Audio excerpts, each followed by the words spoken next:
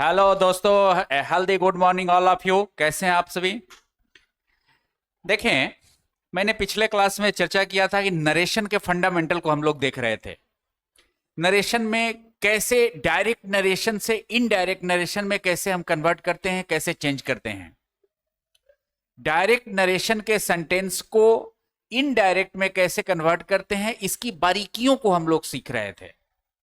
और अब इसी के दौरान हमने ये देखा था कि डायरेक्ट नरेशन वो सेंटेंस होता है जो किसी के बात को उसी के शब्दों में इन्वर्टेड कॉमा के अंदर कोट करके रखा जाता है, और इनडायरेक्ट में उसी सेंटेंस को इन्वर्टेड कॉमा को हटा करके उसको अपने शब्दों में मिर्च मसाला लगाकर हम प्रस्तुत करते हैं। उसको इनडायरेक्ट नरेशन में कहा जाता है। डायरेक्ट नरेशन से इनडायरेक्ट नरेशन में कन्वर्ट करने के लिए, चेंज करने के लिए हमने देखा था कि आरएस में 4 तब्दीलियां की जाती हैं। आरएस को हम 4 तब्दीलियां उसमें करते हैं। प्रोनाउन चेंज करते हैं, कॉमा इन्वर्टेड कॉमा को चेंज करके कंजंक्शन का प्रयोग करते हैं, फिर टेंस या वर्ब को चेंज करते हैं, और फिर एडवर्ब को चेंज करते हैं। ये 4 तब्दीलियां आरएस में होती है। आरएस बोले तो वो पार्ट होता है, डायरेक्ट नरेशन का वो पार्ट होता है जो इन्वर्टेड कॉमा के अंदर होता है। हमने ये चर्चा किया हुआ था। और आर भी वो पार्ट होता है डायरेक्ट नरेशन का जो इन्वर्टेड कॉमा के बाहर होता है। तो हम अभी बता रहे हैं कि आरएस में 4 तब्दीलियां हमें करनी होती हैं, और आरभी में भी एक तब्दीलियां हैं। आरएस के 4 तब्दीलियों में से किसी सेंटेंस में हो सकता है कि कम तब्दीलियां ही लगे, 2 ही तब्दीलियां लगें, हो सकता है, लेकिन 4 से 5 नहीं हो सकता है। 4 से 5 नहीं हो सकता है। और आरभी में भी एक तब्दीली होती है जो आपको सीखना होता है। आरभी में भी एक चेंजिंग हमें करना पड़ता है। वो कैसा भाई? आरभी वह पार्ट जो कि इन्वर्टेड कॉमा से बाहर है। जो टेंस आरभी का है उसमें, यानी कि से अथवा सेज हो सकता है, विल से हो सकता है, अथवा सेड रहता है। यदि उसमें subject plus verb plus object साथ में रहे, 2 ऑब्जेक्ट अगर रहे, तब हम उसको से के जगह पे टेल, टेल्स अथवा टोल्ड प्लस ऑब्जेक्ट का प्रयोग करते हैं। ये कंडीशन के अनुसार सेंटेंस किस तरीके का है उसके कंडीशन के अनुसार हम चेंज करते हैं। इन तब्दीलियों को अब हम लोग ध्यान से देखेंगे, प्रैक्टिस करके सीखेंगे, है ना। फिर मैंने फंडामेंटल क्लास में यह भी चर्चा किया था कि डायरेक्ट से इनडायरेक्ट नरेशन बनाने में आपको 5 तरीके के सेंटेंस मिलेंगे। तब्दीलियां आरएस में 4, सेंटेंस हो सकते हैं 5, और वो 5 सेंटेंस होते हैं assertive sentence, interrogative sentence, imperative sentence, optative sentence और एक्सक्लामेटरी सेंटेंस। असर्टिव वो सेंटेंस होता है जो साधारण तौर पे पॉजिटिव और निगेटिव सेंटेंस को दर्शाता है ना। इसी सेंटेंस के दौरान हम वो भी सेंटेंस देखेंगे जिसमें यस नो आंसर वाला सेंटेंस होता है। जैसे किसी ने मुझसे क्वेश्चन किया होगा कि क्या तुम इस प्रश्न को सॉल्व कर सकते हो, अब मैं उसका अगर जवाब देता हूं, यस नो में जवाब इसका कोई दिया जाएगा, हां मैं कर सकता हूं। यस में जवाब, ना मैं इस प्रश्न को सॉल्व नहीं कर सकता हूं। तो ऐसे सेंटेंस में भी क्या तब्दीलियां होगी, इसका भी हम असर्टिव सेंटेंस के दायरे में रहकर ही इनडायरेक्ट बनाएंगे। तो ध्यान रहे कि सबसे पहले हम जिसका डायरेक्ट से इनडायरेक्ट नरेशन बनाना सीखने वाले हैं वो होता है assertive sentence. Assertive sentence, assertive sentence, है ना। इसी में इसको 2 भागों में बांटा जा सकता है। एक तो हो जाएगा अफर्मेटिव, अफर्मेटिव, और दूसरा निगेटिव। बहुत ज्यादा कुछ नहीं करना है। निगेटिव में नकारात्मक रहता है और अफर्मेटिव सकारात्मक रहता है। इसी के दौरान हम वो वाले सेंटेंस, यस नो आंसर वाले सेंटेंस को भी देख लेंगे, है ना। तो अगर मैं पहला इसका एग्जाम्पल चालू करूं असर्टिव सेंटेंस में, तो इस तरीके से होगा शुरुआत नरेशन का। हम देखें पहला क्या मुद्दा हो सकता है कि यदि आर भी प्रेजेंट अथवा फ्यूचर में हो, कंडीशन देखें प्रेजेंट या फ्यूचर, और आर एस चाहे जहां पर भी हो, जिस टेंस में भी हो, है ना। देखें कंडीशन को, यदि आर बी, और आर भी बोले तो रिपोर्टिंग वर्ब जो डायरेक्ट नरेशन के इन्वर्टेड कॉमा से बाहर होता है, आर एस बोले तो रिपोर्टेड स्पीच जो डायरेक्ट नरेशन के इन्वर्टेड कॉमा के अंदर होता है। तो हमने चर्चा किया हुआ है कि यदि आर भी प्रेजेंट अथवा फ्यूचर टेंस में हो तो इनमें एक तब्दीलियां हमने चर्चा किया है, और यहां पर आर एस जब रहेगा चाहे जहां पर भी हो, आर एस में 4 तब्दीलियां हमें करनी होती हैं। वो 4 तब्दीलियां कौन है? पहला प्रोनाउन चेंज करना रहता है, और जिसको हमने बताया हुआ है आपको कि प्रोनाउन चेंज एक जनरल रूल है, सन बाई 1 2 3, सन बाई 1 2 3 के हिसाब से हमें प्रोनाउन चेंज करना होता है। सन बाई 1 2 3 का मतलब है कि सन आर भी से संबंधित है और 1 2 3 आर एस से संबंधित है, यानी कि आर एस में यदि फर्स्ट पर्सन रहा, आर एस में यदि फर्स्ट पर्सन मौजूद है तो उसको चेंज कर देंगे आर भी के सब्जेक्ट के अकॉर्डिंग, और आर एस में यदि सेकंड पर्सन है तो उसको चेंज हम करते हैं आर भी के ऑब्जेक्ट के अकॉर्डिंग, और आर एस में यदि थर्ड पर्सन विराजमान है तो उसको हम नो चेंज करते हैं, एन फॉर नो चेंज, यानी कि उसमें कोई तब्दीली नहीं की जाती है। ठीक है, ये शन बाई 1 2 3 के फॉर्मूले के हिसाब से हम लोग प्रोनाउन चेंज करेंगे। और यह भी आपको बता दें करीब करीब सभी तरीके के वाक्यों में प्रोनाउन चेंज का में ये देखा जाता है, किया जाता है। दूसरा जो चेंजिंग आर एस में आप करेंगे वो कॉमा इन्वर्टेड कॉमा को बदल कैंसिल करेंगे और इसके बदले में कंजंक्शन का प्रयोग करते हैं। और जबकि हम यहां पे असर्टिव सेंटेंस का दायरा ले रहे हैं तो सारे तरीके के असर्टिव सेंटेंस में प्रायः दैट का प्रयोग किया जाता है। दैट यानी कि कॉमा इन्वर्टेड कॉमा को कैंसिल करके हम लोग दैट का प्रयोग करते हैं। फिर तीसरा चेंजिंग की अगर हम बात करें तो वो है टेंस या verb change.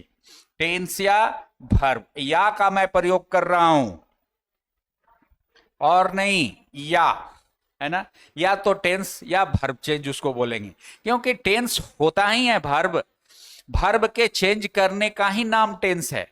The change of verb is called tense, और चेंज वर्ब को चेंज करेंगे अकॉर्डिंग टू टाइम तो हो जाएगा टाइम एंड टेंस, है ना। तो टेंस या वर्ब को चेंज करेंगे। और चौथा changing adverb change. Adverb change यानी कि नजदीकी सूचक शब्द को दूरी सूचक शब्द में हम बदल देते हैं।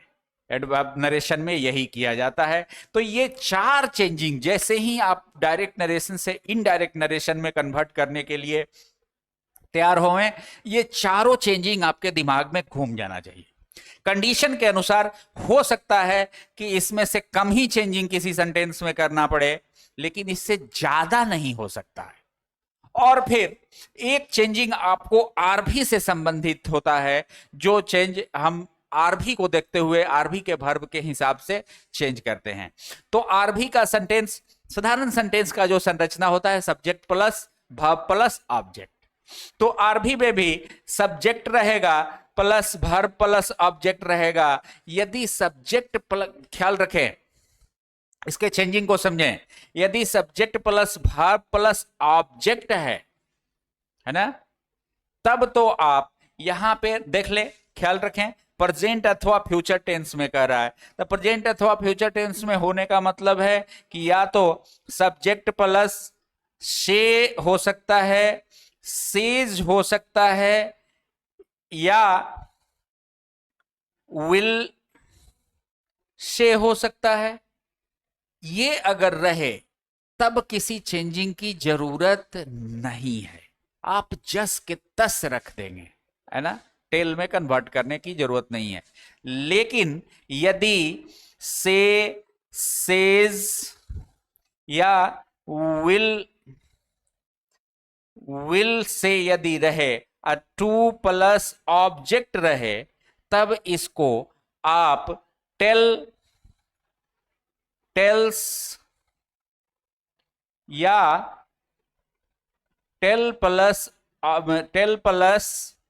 ऑब्जेक्ट में बदल देंगे। टू का प्रयोग टेल के साथ नहीं होता है, टू प्रीपोजिशन टेल के साथ नहीं आता है, इसको बदल दिया जाएगा। और इन नियमों को ध्यान में रखते हुए हम डायरेक्ट नरेशन से इनडायरेक्ट नरेशन में कन्वर्ट करेंगे। हम लोग सीखते हैं, थोड़ा देखते हैं, प्रैक्टिस करते हैं। मैं सेंटेंस ले रहा हूं उस कंडीशन पे जब आर भी प्रेजेंट अथवा फ्यूचर टेंस में हो और आर एस जहां कहीं भी हो, कोई फर्क नहीं पड़ता है। आपको ध्यान रखना होगा। क्या ध्यान रखना होगा, थोड़ा सा देख लें, फिर उसी कंडीशन पर हम आ गए। ध्यान रख लें, ये कंडीशन जब ये रहे आपके सामने कि आर भी प्रेजेंट अथवा फ्यूचर टेंस में हो और आर एस जहां कहीं भी जिस भी टेंस में हो, आपको करना क्या होगा कि पहला जो चेंजिंग है प्रोनाउन चेंज, वो फॉलो करना पड़ेगा, वो चेंज होगा। दूसरा, कॉमा इन्वर्टेड कॉमा कैंसिल करके उसके स्थान पे डैट का प्रयोग होगा। और मात्र इन्हीं दो चेंजिंग के साथ आप डायरेक्ट नरेशन से इनडायरेक्ट नरेशन में कन्वर्ट करेंगे। इस कंडीशन में टेंस में परिवर्तन नहीं होता है, चाहे जिस टेंस में हो सेंटेंस उसको उसी टेंस में रहने देंगे। और एडवर्ब में भी परिवर्तन नहीं होता है, यानी कि निकट सूची शब्द को दूर सूचक शब्द में कन्वर्ट नहीं करें। Is that okay? तो हम लोग देखते हैं सेंटेंस को। राम सेज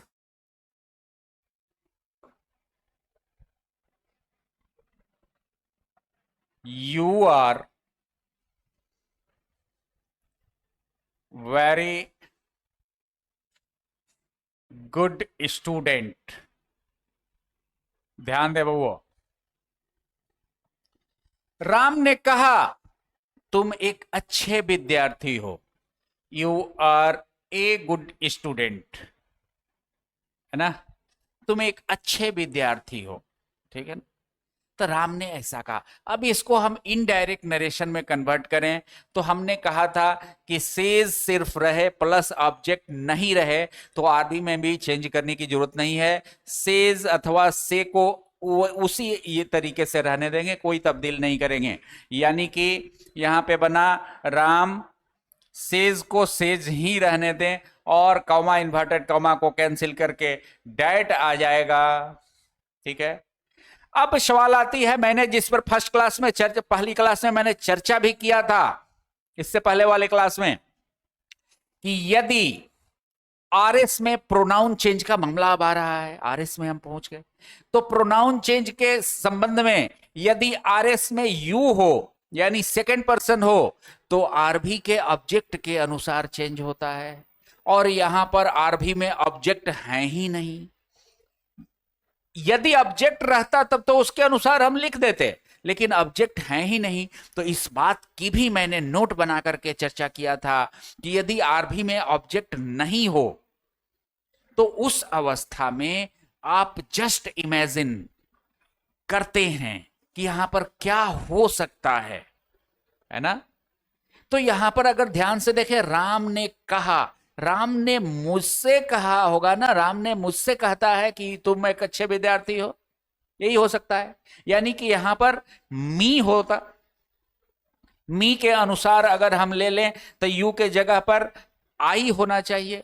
या फिर मैंने एक रूल यह भी बताया था कि यदि उस अवस्था में आरभी का सब्जेक्ट यदि थर्ड पर्सन हो तो यू के स्थान पर फर्स्ट पर्सन का प्रयोग करते हैं, और आरभी में यदि सब्जेक्ट फर्स्ट पर्सन हो तो यू के स्थान पर थर्ड पर्सन का प्रयोग करते हैं। उसका भी मैं एग्जाम्पल अगले एग्जाम्पल में ले लूंगा। तो यहां पर थर्ड पर्सन है तो यहां पर यू के स्थान पर फर्स्ट पर्सन आना चाहिए, वही बात, तो यू के स्थान पर मैंने आई, हो जाएगा ना first person. The Ram says that I. अब यहां पे इसके टेंस में परिवर्तन हम करेंगे नहीं, क्योंकि यहां पर प्रेजेंट टेंस है ना। प्रेजेंट टेंस में रहे तो आरएस में परिवर्तन नहीं होता है, तो आर के जगह पर मुझे सिर्फ एम बना देना होगा, टेंस सेम रह जाएगा। I am a very good students, है ना, बन गया, कोई दिक्कत।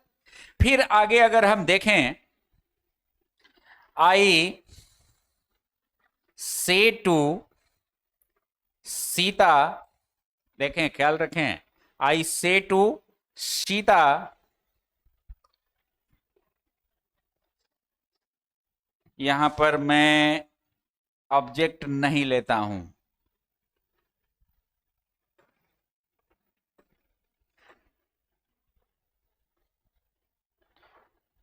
यहां पर मैं ऑब्जेक्ट नहीं लेता हूं। I say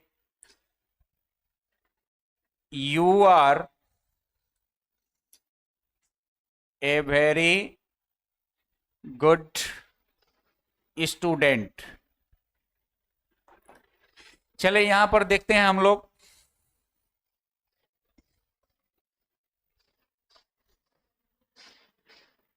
you are a very good student. अब यहां पर देखें, यहां पर ऑब्जेक्ट नहीं है रिपोर्टिंग वर्ब में, और यहां पर यू है आरएस में, तो कैसे होगा?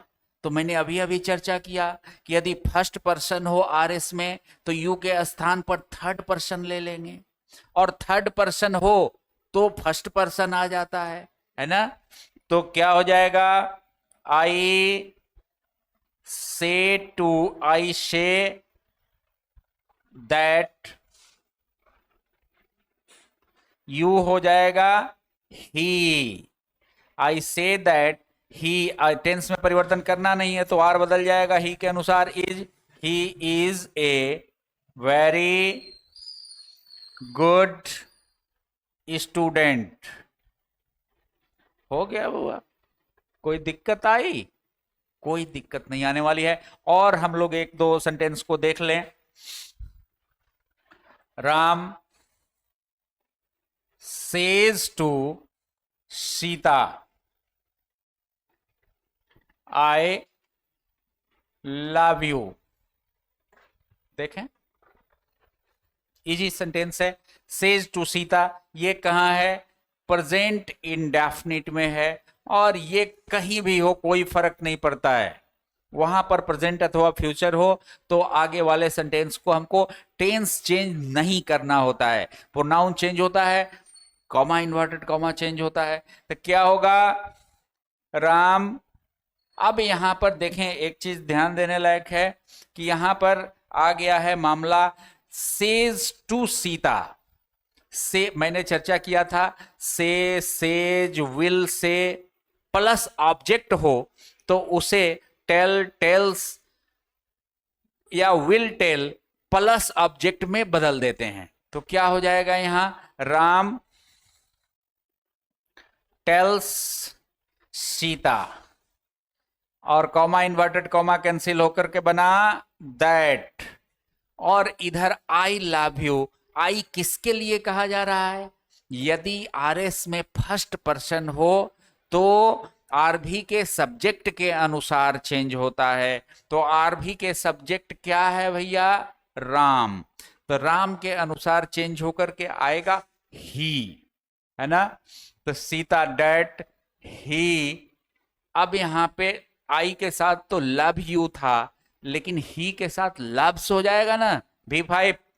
ही लव्स, यू किसके अनुसार फिर चेंज होगा? आरभी के ऑब्जेक्ट के अनुसार। तो ऑब्जेक्ट यहां पर है सीता, तो सीता के अनुसार हर आना चाहिए ऑब्जेक्टिव केस में, दैट ही लव्स हर। बन गया क्या? कोई परेशानी आई? कोई परेशानी नहीं आएगी, ध्यान देना थोड़ा सा। अगले हम चलें कंडीशन पर, असर्टिव सेंटेंस के ही कंडीशन पर। तो यदि आर भी पास्ट टेंस में हो, ख्याल रखना, यदि आर भी पास्ट, पहला कंडीशन हमने देखा था कि यदि आर भी प्रेजेंट अथवा फ्यूचर में हो। दूसरा कंडीशन यह आता है कि यदि आर भी पास्ट टेंस में हो और इधर आर एस जो है वो प्रेजेंट में हो, प्रेजेंट, ख्याल रखना, यदि आर भी पास्ट टेंस में हो और आर एस प्रेजेंट टेंस में हो तो थोड़ा सा हम लोग क्रिकेट खेल लें कंडीशन को समझने के लिए। तो बउआ यहां पर अगर हम थोड़ा सा क्रिकेट खेलें और विकेट तैयार कर दें तो देखें, इधर बैट्समैन खड़ा कर दिया हमने पास्ट टेंस, पास्ट टेंस थोड़ा सा टिपिकल होता है, बैट्समैन टिपिकल, और बॉलर प्रेजेंट टेंस में सिंपल सा बॉलर खड़ा कर दिया, क्या होगा हर्ष? छक्का जाएगा, डायरेक्ट टप्पा मारेगा बाउंड्री के पार। यही होता है यहां पर भी, ख्याल रखना कि यदि बैट्समैन इधर आर भी पास्ट टेंस में और आर एस प्रेजेंट टेंस में, तो चार चेंजिंग आपके सामने है ना, यहां पे चार ही चेंजिंग, प्रोनाउन, टेंस और कॉमा, इन्वर्टेड कॉमा और एडवर्ब। ध्यान दें, जैसे ही आपको आर भी पास्ट टेंस में आएगा वैसे ही सारी जो चेंजिंग है एक्टिवेट हो जाते हैं। यानी ऐसे कंडीशन में प्रोनाउन चेंज होगा, टेंस में भी परिवर्तन होगा, कॉमा इन्वर्टेड कॉमा बदल करके डैट हो जाएगा, और एडवर्ब में भी परिवर्तन होता है। और टेंस में परिवर्तन कैसे होता है ना, कि सीधे छक्का, यानी कि प्रेजेंट टेंस के जिस ग्रुप में भी है आरएस, उसको पास्ट टेंस के उसी ग्रुप में लेके चल जाते हैं। यानी कि बैट्समैन यहां से एकदम बाउंड्री पार छक्का लगा देता है ना, जिस भी प्रेजेंट टेंस के है। यदि प्रेजेंट इंडेफिनिट में है तो उसे पास्ट इंडेफिनिट में, प्रेजेंट कंटिन्यूअस में है तो उसे पास्ट कंटिन्यूअस में, प्रेजेंट परफेक्ट में है तो पास्ट परफेक्ट में, प्रेजेंट परफेक्ट कंटिन्यूअस में है तो पास्ट परफेक्ट कंटिन्यूअस में। ठीक है, तो अब हम चेंजिंग इसका देखते हैं, प्रैक्टिस करते हैं थोड़ा सा। जैसे राम सेड पास्ट टेंस में आ गया, सब्जेक्ट प्लस V2 है ना। यदि आर भी पास्ट टेंस में है तो पास्ट टेंस का फॉर्मेट आ गया। अब उसके बाद कॉमा, इन्वर्टेड कॉमा के में लिखते हैं हम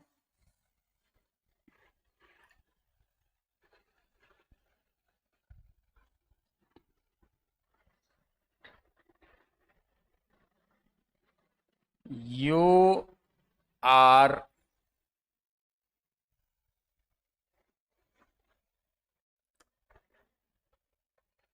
ए गुड स्टूडेंट, वही सेंटेंस हमने लिया हुआ है। देखें, अब यहां पर देखें इसको करके, पास्ट टेंस में है, सारे चेंजेज एक्टिवेट हो जाएंगे, यानी प्रोनाउन भी चेंज होगा, कॉमा इन्वर्टेड कॉमा तो चेंज होगा ही होगा, और उसके बाद टेंस में भी परिवर्तन, डायरेक्ट छक्का, एडवर्ब कोई है नहीं। तो देखें क्या होगा, राम सेड, क्यों बुआ?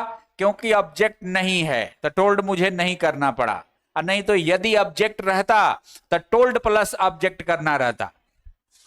देख लेंगे अगले एग्जांपल में, राम सेड, इसको कैंसिल किए, डेट आ गया, यू किसके अनुसार? ऑब्जेक्ट के अनुसार बदलना चाहिए, लेकिन ऑब्जेक्ट है नहीं, तो है नहीं तो साधारण सी बात है कि यदि आरभी का सब्जेक्ट थर्ड पर्सन हो तो फर्स्ट पर्सन यू के स्थान पर आता है, और यदि फर्स्ट पर्सन हो वहां पे आरभी का सब्जेक्ट तो थर्ड पर्सन आता है।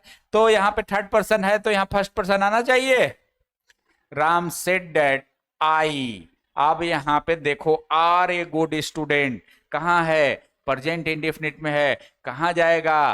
पास्ट इंडेफिनिट में, आर बन जाएगा वाज, तो I was a good student बन जाएगा बुआ, कोई दिक्कत हुआ? आप एक एग्जांपल को और हम देख लेते हैं, राम सेड टू मी, है ना। अब यहां पे ऑब्जेक्ट मैंने ले लिया, राम ने मुझसे कहा you have done well today, आज तुमने बहुत अच्छा किया काम, है ना।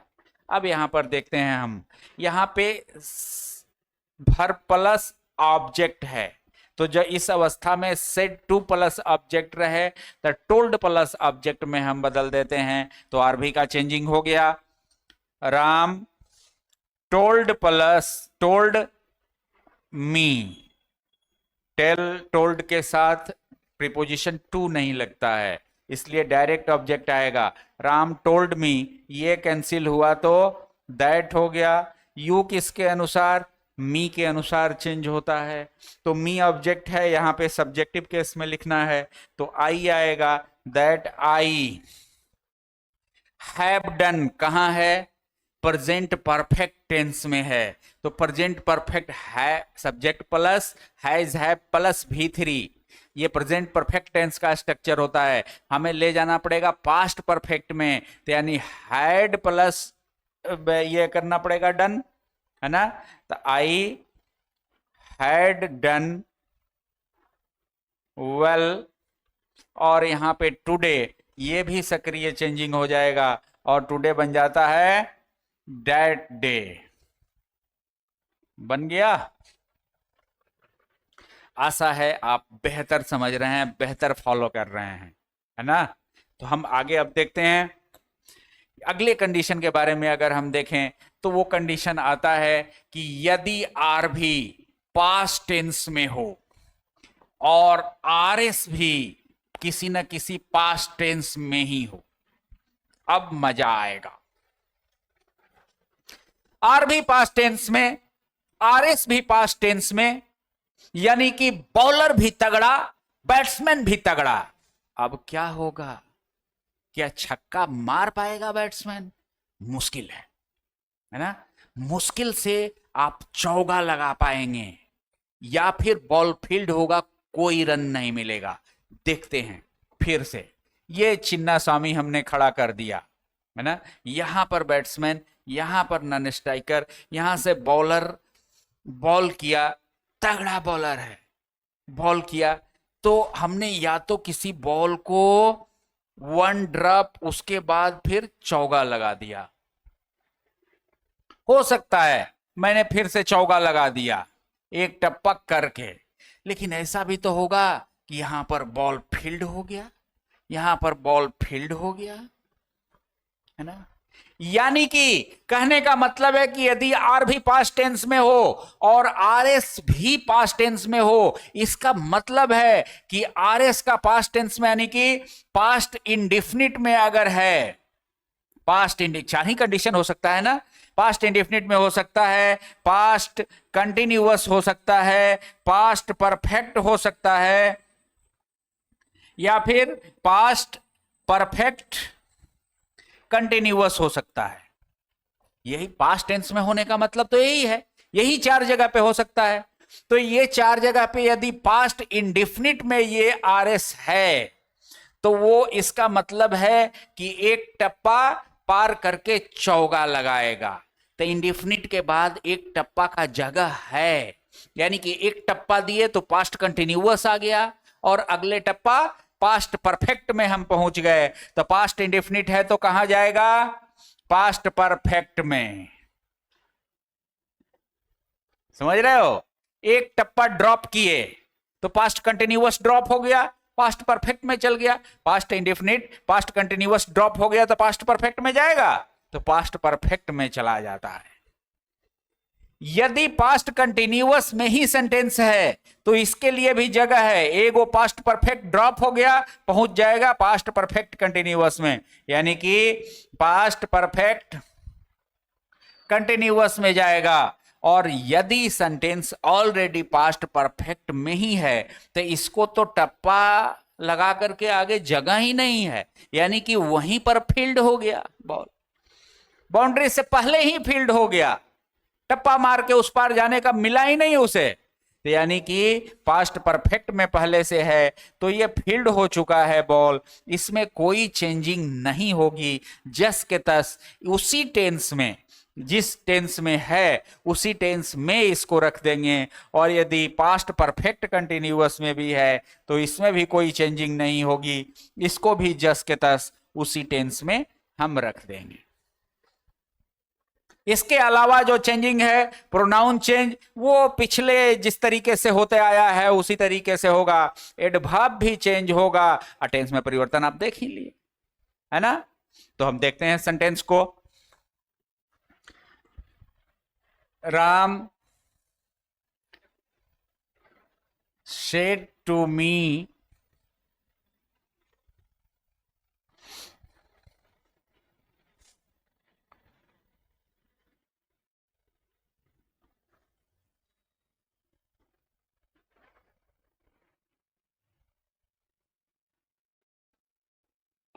you had, सॉरी थोड़ा सा अलग सेंटेंस करते हैं, you were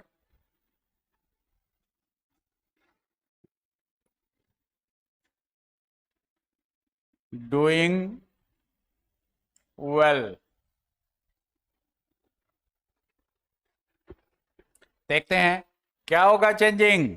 said to me, told plus subject हो जाएगा, तो क्या होगा, राम टोल्ड मी, ये कैंसिल हुआ, डैट। यू किसके अनुसार, मी के अनुसार, आई, है ना। यहां पे वर्ड डूइंग वेल कहां है, पास्ट परफेक्ट में है, subject plus axillary verb plus V4 में, ये होता है कंटिन्यूअस का सेंटेंस, कंटिन्यूअस का स्ट्रक्चर है। तो कहां जाएगा, एक ड्रॉप लगाए तो होगा पास्ट परफेक्ट, ड्रॉप कर दिए पास्ट परफेक्ट कंटिन्यूअस। तो पास्ट परफेक्ट कंटिन्यूअस का स्ट्रक्चर होता है subject plus had been plus V4 plus object. तो हैड बिन, तो आई यहां पर हो गया हैड बिन, तब डूइंग, तब वेल। क्लियर है, कोई दिक्कत, कोई दिक्कत नहीं आने वाली है। और एक एग्जांपल देख लेते हैं। He said to me,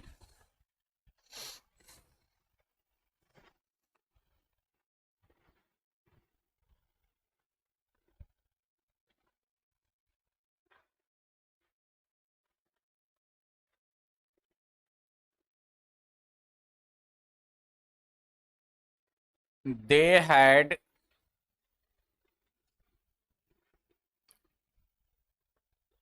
done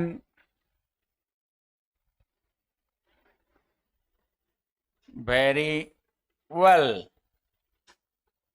अब इसे देखते हैं थोड़ा सा। सेड प्लस ऑब्जेक्ट क्या होगा, ही टोल्ड मी, और ये हो गया दैट कैंसिल होकर, दे थर्ड पर्सन है ना।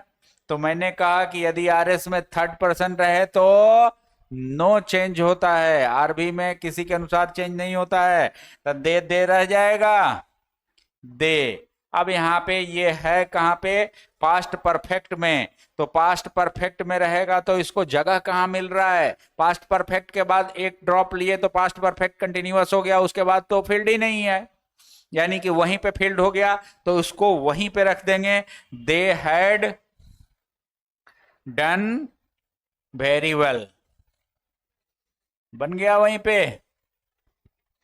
और एक सेंटेंस को देख लें। Sita said to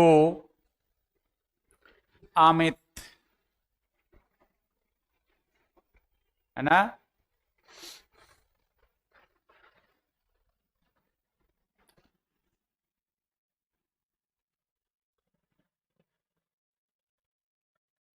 you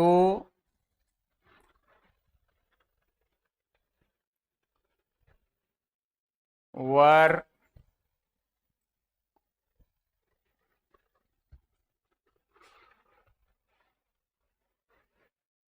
running smartly, क्या बनेगा? सीता टोल्ड अमित। ये कैंसिल हुआ तो दैट। यू किसके अनुसार? अमित के अनुसार। ही वर रनिंग कहां चल जाएगा? पास्ट कंटिन्यूअस में है, जाएगा पास्ट परफेक्ट कंटिन्यूअस में। He had been running smartly. हो जाएगा बुआ? इस तरीके से मुझे विश्वास है कि इस पर भी आपको कमांड हो गया है, कोई दिक्कत नहीं होती है। पास्ट इंडेफिनिट में है तो उसको पास्ट परफेक्ट में कर दें, पास्ट कंटिन्यूअस में है तो पास्ट परफेक्ट कंटिन्यूअस में, पास्ट परफेक्ट में ही है तो उसे कोई चेंजिंग करने की जरूरत नहीं है, और पास्ट परफेक्ट कंटिन्यूअस में है तो उसे भी कोई चेंजिंग करने की जरूरत नहीं है, और सारे नियम जस के तस बने रहेंगे। फिर अगला कंडीशन अगर यदि हम देखें तो वो ये आता है कि यदि आर भी पास्ट टेंस में हो और आर एस फ्यूचर टेंस में हो, फ्यूचर टेंस में, है ना, तो क्या किया जाएगा? फ्यूचर टेंस में होने का क्या मतलब है बुआ? कि या तो शैल या विल का प्रयोग होगा, यहां पे होगा ना, यहां पे, और यहां पे पास्ट टेंस में है आर भी।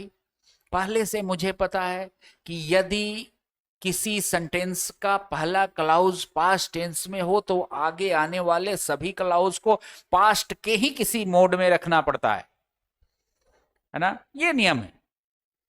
तो यहां पे जो मॉडल वर्ब हमारे सामने शैल अथवा विल हैं, इनके पास्ट फॉर्म को हम प्रयोग करेंगे, यानी कि शैल के बदले में हम शुड का प्रयोग करेंगे और विल के बदले में हम वुड का प्रयोग करेंगे, है ना। तो हम सेंटेंस को देखते हैं। दे शेड टू राम, उन्होंने राम से, वे लोग राम से कहेंगे you will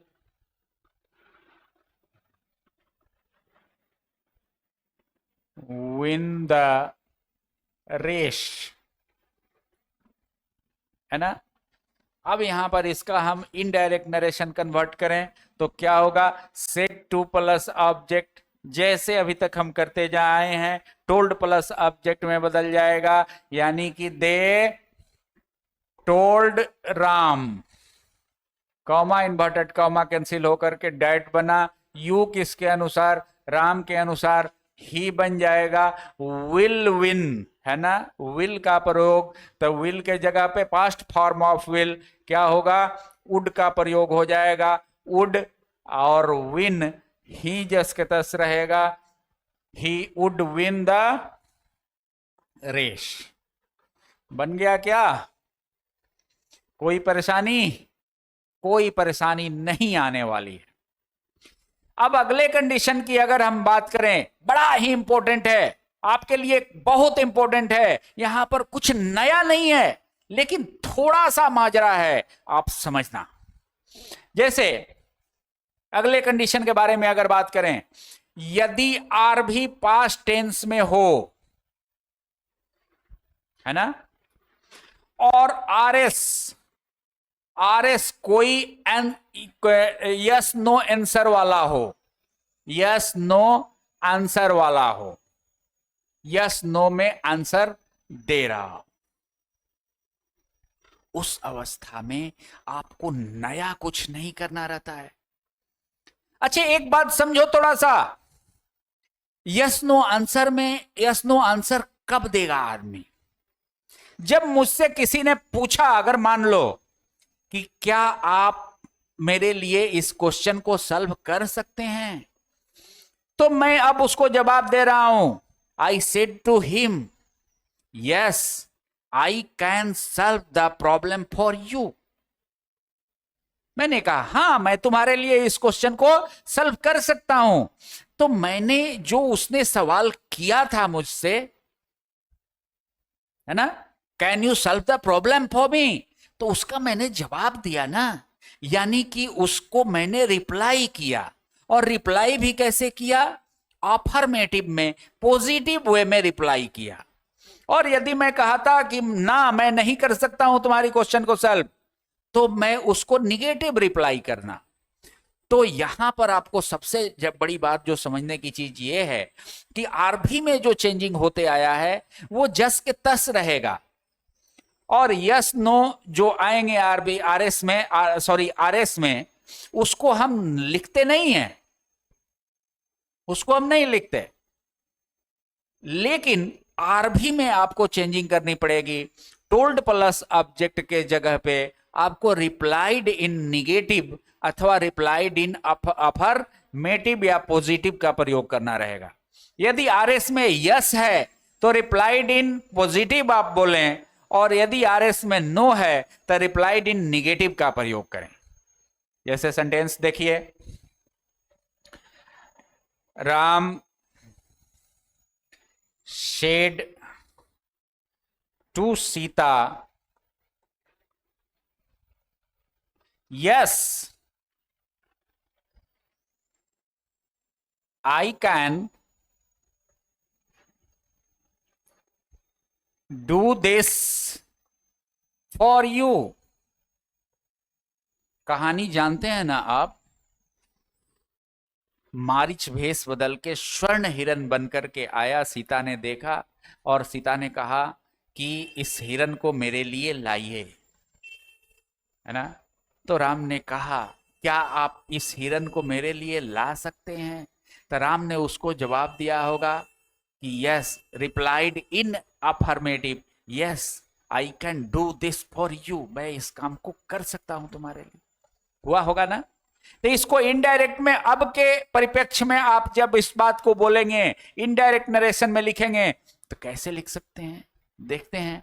Ram said to Sita, Ram ने सीता से कहा। राम ने कहना के बदले में राम ने सीता के बात को रिप्लाई किया। कैसा? पॉजिटिव में, है ना।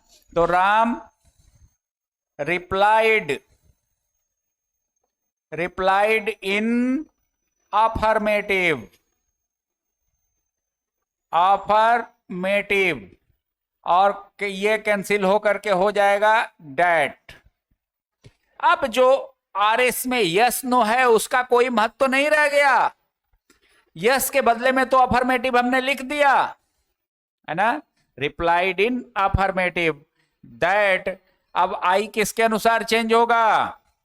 राम के अनुसार, ही। अब यहां पर कैन है, तो जैसा कि चर्चा अभी अभी हो रही थी कि आर भी पास्ट टेंस में हो और आर एस फ्यूचर में हो, फ्यूचर मॉडल भाव भी फ्यूचर में, शैल, विल, कैन में फ्यूचर में हो, तब उसे पास्ट फॉर्म ऑफ मॉडल में बदल दिया जाता है। तो कैन का पास्ट फॉर्म ऑफ मॉडल होता है could. He could do, this कहां जाएगा? निकट सूची शब्दों को दूरी सूची एडवर्ब के प्रयोग के रूप में है, तो निकट सूची शब्दों को दूर सूची शब्द में बदल देंगे, तो दिस हो जाएगा that. I could do that for you, किसके अनुसार? सीता के अनुसार, फॉर हर। बन गया? कोई परेशानी है? कोई परेशानी नहीं है। एक निगेटिव वाला भी अगर हम देख लें, he said to me no, है ना।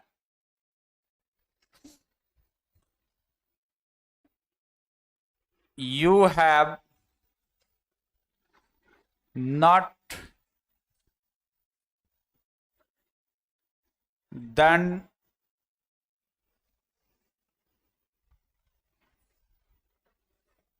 this work। उसने मुझसे कहा नहीं, तुमने इस काम को नहीं किया है ना? तो उसने कहा के जगह पे मैंने उसको रिप्लाई किया, वो भी कैसा? निगेटिव में, है ना? तो क्या करेंगे इसको? ही रिप्लाइड इन निगेटिव दैट, ये कैंसिल होगा तो डैट। अब जो आरएस में नो है, जब यहां पर निगेटिव हमने इस्तेमाल कर दिया तो उस नो का कुछ महत्व रह गया क्या? किसी भी सेंटेंस में दो निगेटिव शब्द एक साथ नहीं आ सकते। वो निगेटिव प्लस निगेटिव निगेटिव मिलकर के पॉजिटिव सेंस दे देते हैं। मैंने कई एक बार चर्चा किया हुआ है क्लास में कि ये वही बात हो जाती है कि जैसे मान लो कि मैंने मिठाई खाया है, कोई चोरी से मिठाई खा लिया है, और मैं इस बात को कहता हूं कि मैं इस बात से इनकार करता हूं कि मैंने मिठाई नहीं खाया है। इसका मतलब क्या हुआ? क्या मैंने मिठाई नहीं खाया है? इसका मतलब तो ये नहीं हुआ। मैं इस बात से इनकार, निगेटिव शब्द, और नहीं खाया वो भी निगेटिव शब्द, इसका मतलब तो मैं खुद स्वीकार कर रहा हूं कि मैंने मिठाई खाया है। तो किसी सेंटेंस में दो निगेटिव शब्द लगा दोगे तो उसका सेंस पॉजिटिव हो जाएगा। किसी दिन मैं इस कहानी को बताऊंगा, ये बड़ा सत्य कहानी है और इस पर आप इस चीज को बेहतर समझ पाओगे। तो यहां पर रिप्लाइड इन निगेटिव, मैंने नकारात्मक उत्तर दिया। तो क्या दिया भाई? तो मैंने नकारात्मक उत्तर दिया कि you have not done this work. You बदल जाएगा मी के अनुसार, तो क्या हो जाएगा? आई। यहां पर have not done present perfect में है, पास्ट परफेक्ट में ले जाना पड़ेगा, सीधे छक्का लगाएगा। दैट आई हैड न, अब यहां पर ये वाला नोट का भी कोई स्थान नहीं है। निगेटिव सेंस जब एक बार हमने नकारात्मक उत्तर दिया, तब अब निगेटिव का मामला कुछ बनेगा ही नहीं। That I had done, this बन जाएगा डैट में और वर्क रह जाएगा। यानी कि I replied in negative that I had done this, मैंने नकारात्मक उत्तर दिया कि मैंने उस काम को किया था। मैंने उस काम को करने से नकार दिया, है ना? यानी कि नहीं किया था। यहां से निगेटिव हटाते तब यह हो जाता कि मैंने उस काम को, I had not done that work. लेकिन यहां से निगेटिव हटाते तब ना।